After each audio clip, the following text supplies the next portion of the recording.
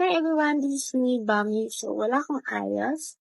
And gusto ko lang i-clarify yung kumakalat sa TikTok dahil nagbabasa ako ng mga comments.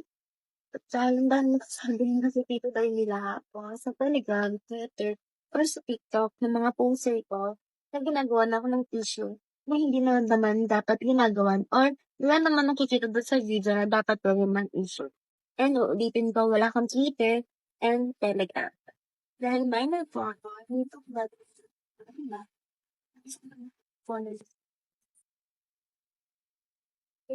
taong fans kita. For sure, hindi mo iisipin na kayo. Dahil nandito lang kayo sa Pilipinas. Halos hindi ako lumalabas ng bahay. And hawak ng parents ko tong phone ko, lahat ng accounts ko, hawak nila. So, never kong gagawin nun.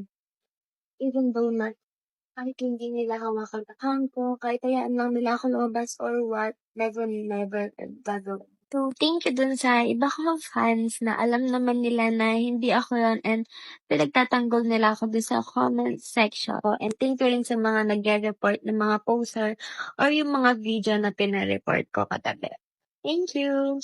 Bye!